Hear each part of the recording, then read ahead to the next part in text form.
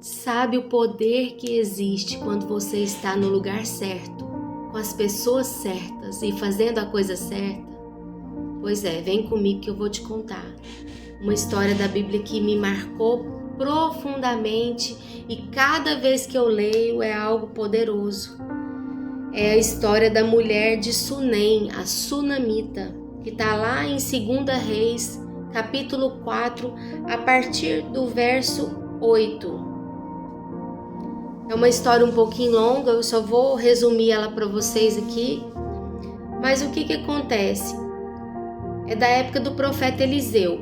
O profeta Eliseu, ele viveu aproximadamente ali na época 850 anos antes de Cristo. E naquela época havia muita idolatria. E vocês sabem a história, né? De que Eliseu foi o sucessor de Elias. Eliseu, ele desejou fazer o dobro de milagres que Elias fez e o Senhor cumpriu esse desejo na vida dele. Mas o que acontece? Eliseu, ele sempre passava por ali, na cidade de Sunem.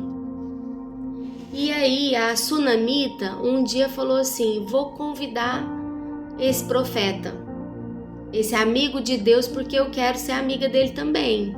Vou convidar para comer na minha casa. E a Sunamita, ela tinha um marido idoso e ela era uma mulher de muitas posses. Ela era muito rica mesmo, abastada.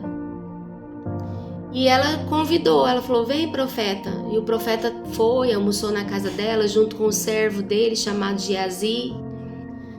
E sempre que eles iam na cidade de Sunem, eles comiam ali na casa da Sunamita e do seu esposo idoso. Certo dia, a Sunamita falou assim para o seu marido, falou assim: meu bem, vamos construir um quarto aqui para o profeta, porque ele está sempre vindo para cá e ele abençoa tanto nós, as pessoas aqui dessa cidade. Vamos construir, porque ele não precisa ficar num hotel. Vamos construir um quarto para ele, colocar uma cama, colocar uma escrivaninha para ele ficar à vontade aqui no andar de cima da nossa casa. Tudo bem, vamos. Eles fizeram. Quando o profeta chegou, ela mostrou o quartinho que ele ia ficar. Ele ficou muito agradecido. Ele se sentiu muito amado por Deus. E ele, como um profeta de Deus, como um homem de Deus, ele quis recompensar a Sunamita por essa generosidade, essa atitude tão bondosa dela e do seu esposo. E aí ele falou assim: Geazi, vai lá, fala para a Sunamita o que ela precisa, o que ela está precisando, que ela quer que eu peça aos governantes, ela quer que eu peça a Deus para fazer por ela, o que ela precisa. Ele foi, perguntou para ela e ela falou assim: não, eu não preciso de nada não, eu já tenho tudo que eu preciso, eu sou rica, né, como se diz, sou rica e não tô precisando de nada não, tá tudo bem, tudo tranquilo, agradece o profeta.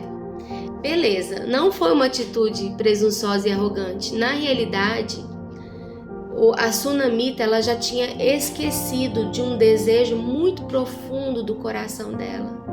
Mas o Senhor, ele não esquece.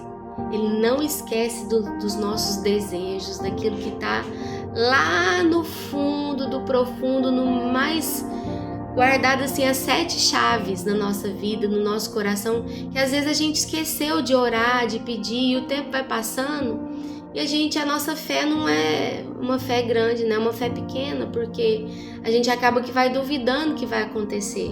Mas o Senhor se lembrou daquela mulher. E aí o Geazi chegou no profeta Eliseu e falou: ela não precisa de nada, ela tá tranquila. Aí ele falou assim: não, mas Geazi, o que você acha? Deve ter alguma coisa que ela precise, não é possível. Aí o Geazi falou: olha, eu sei de uma coisa que ela não tem filhos. E aí ele falou assim: vai lá e chama ela, chama a Sunamita. Quando ela subiu lá no quarto do profeta, ele falou assim, ó, o ano que vem, né, nesse tempo você vai estar com o filho no colo. E aí é uma história muito emocionante, porque ela se prostrou, ela chorou e falou, não brinca comigo, não brinca comigo. É isso mesmo? Vou ter um filho? Vai, o Senhor vai te dar um filho. E ela ficou muito feliz e tal, e tudo certo. No ano seguinte ela teve realmente um menino. E a alegria dela estava completa. A Bíblia fala que o Senhor, ele deseja tanto nos abençoar para que a nossa alegria seja completa. Então ele quer nos abençoar em todas as áreas, né? Ele quer abençoar a estéril para que ela seja mãe de filhos. Ele quer abençoar quem tem problemas financeiros para que seja super abundante, para que seja dono de muitas posses. Ele quer abençoar o enfermo para que através dessa enfermidade o nome do Senhor seja glorificado. Ele quer abençoar as pessoas que têm algum problema, alguma dificuldade, para que elas usem isso para curar outras pessoas, para que o nome de Jesus, o nome de Deus seja glorificado. Aí, o que aconteceu? Um dia o menino foi lá com o pai dele, que já era idoso, lá no campo, né? Trabalhar lá no campo com ele.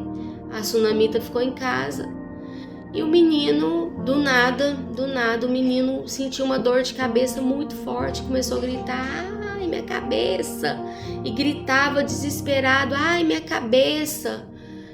Então, o pai idoso falou assim pro servo, leva ele correndo lá pra mãe dele, né, pra ela dar um remédio pra ele, cuidar dele. Chegando lá, a mulher, né, cuidou do menino, tudo, mas não adiantou. Quando foi meio-dia aproximadamente, o menino morreu nos braços dela. E essa mulher, uma coisa que me chama muita atenção foi que ela foi uma mulher de fé, uma mulher, meu Deus, de guerreira, corajosa, porque assim, numa situação onde ela estava devastada, como se diz, o coração dela estava doendo profundamente, era algo que com certeza foi a pior dor que ela já sentiu na vida dela, de perder um filho. O que aconteceu? Ela pegou o menino, colocou lá em cima na cama do profeta, lá no quartinho do profeta, foi correndo lá no campo e falou pro marido dela assim, bem, eu preciso de um cavalo e um servo, eu preciso de um jumento, né?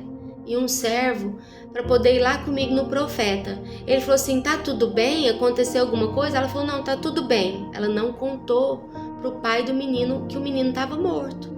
A fé dela foi tão grande que Deus podia usar a vida do profeta para ressuscitar o filho dela, que ela não contou. Ela guardou aquilo para ela e foi. E foi rápido.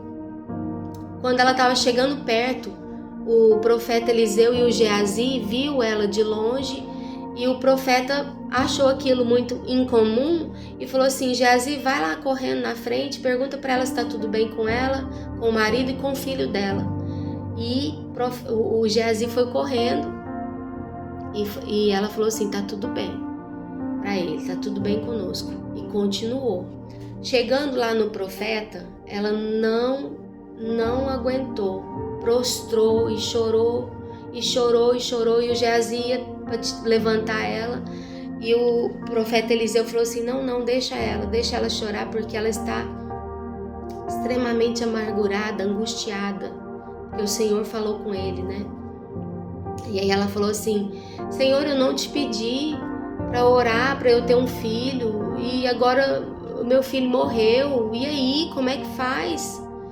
Aí o profeta Eliseu falou para o Geazi, vai lá na frente correndo e leva o meu cajado e coloca sobre o menino para que ele venha voltar à vida. E aí ela falou assim, e Geazi foi, né, na frente. E ela falou assim, eu não vou sair daqui se você não voltar comigo para lá, profeta, vai comigo. E o profeta Eliseu foi com ela. Na hora que chegou lá, Geazi falou: não aconteceu nada, não resolveu. Seu cajado tá aqui da mesma forma e tal. Aí o profeta falou assim: me deixa aqui sozinho com o menino. E nisso ele foi e orou, intercedeu e clamou. E o Senhor direcionou ele para que ele deitasse ali, né, sobre a vida do menino.